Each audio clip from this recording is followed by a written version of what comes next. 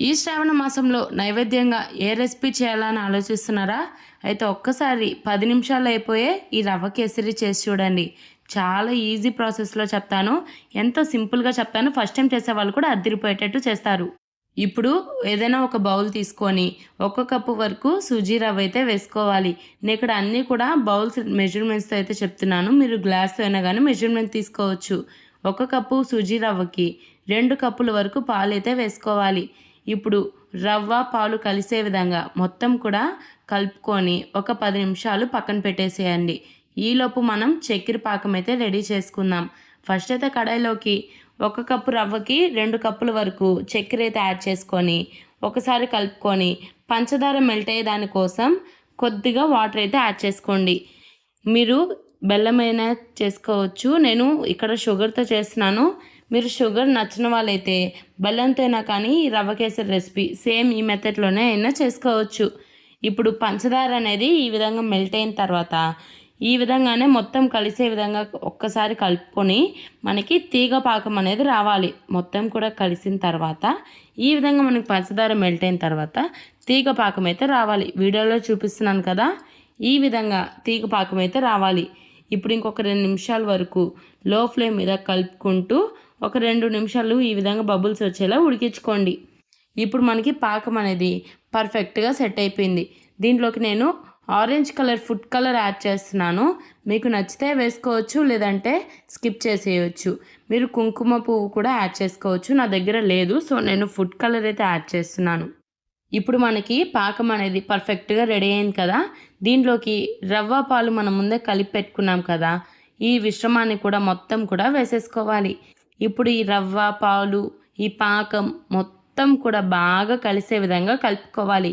వీడియోలో చూపిస్తున్న విధంగానే ఈ ప్రాసెస్లో మీరు చేశారంటే పర్ఫెక్ట్ రవ్వ కేసరి ఫస్ట్ టైం చేసే వాళ్ళకి కూడా చాలా బాగా కుదురుతుంది.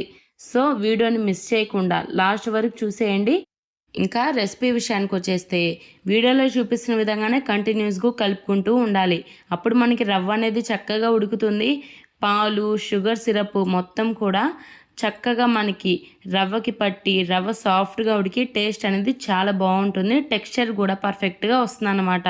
చూసారా, ఈ విధంగా కంటిన్యూస్గా ఒక 7 to 8 మినిట్స్ వరకు టైం పడుతుంది.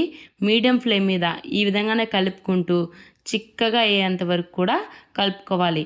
మీరు చూసారా, టెక్స్చర్ చూసారా ఎలా వచ్చిందో? ఈ విధంగా రావాలన్నమాట. ఇప్పుడు టెక్స్చర్ అనేది కొంచెం లూజ్గా ఉన్నప్పుడే, అంటే మరీ లూజ్గా కాదు, వీడియోలో చూపిస్తున్న విధంగా కన్సిస్టెన్సీ ఉన్నప్పుడు స్టవ్ ఆపేసుకోవాలి. ఎందుకంటే మనకి చల్లారే కొద్దీ గట్టిపడద్ది. సో ఈ టెక్స్చర్ ఉన్నప్పుడు స్టవ్ ఆపేసుకొని నెయ్యిలో వేయించుకున్న డ్రై ఫ్రూట్స్ ఏవైనా యాడ్ చేసుకోవచ్చు. బాదం పప్పు, జీడిపప్పు, పంప్కిన్ సీడ్స్, సన్ఫ్లవర్ సీడ్స్ లేదా కిస్మిస్, ఇలా మీరు ఏదైనా కూడా మీకు నచ్చిన డ్రై ఫ్రూట్స్ యాడ్ చేసుకోవచ్చు. టెక్స్చర్ చూసారా ఎలా ఉందో? ఈ విధంగా టెక్స్చర్ అనేది ఉండాలన్నమాట.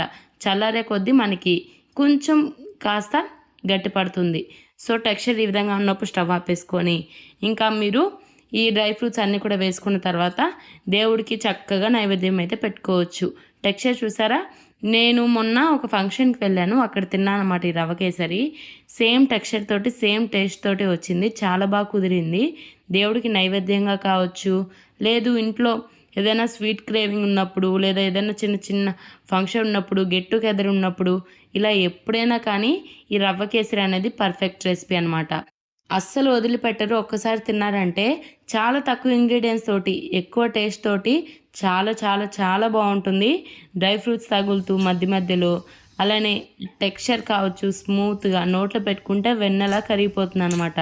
సో ఇంకెందుకు ఆలస్యం, ఈ శ్రీరామనవమికి మీరు నైవేద్యంగా పెట్టుకునే దానికి కావచ్చు, లేదా మీరు తినాలనుకున్నప్పుడు ఈ విధంగా కేవలం 10 నిమిషాల్లోనే ఈ రవ్వ కేసరి చేసుకునే దానికి ఈ వీడియోని ఇప్పుడే లైక్ చేయండి. ఇలాంటి మరెన్నో డెలిషియస్ అండ్ సింపుల్ రెసిపీస్ కోసం మన Ruchi by Chandana Instagram and YouTube రెండిట్లోనూ ఫాలో చేసి సబ్స్క్రైబ్ చేసుకోవడం మాత్రం మర్చిపోకండి.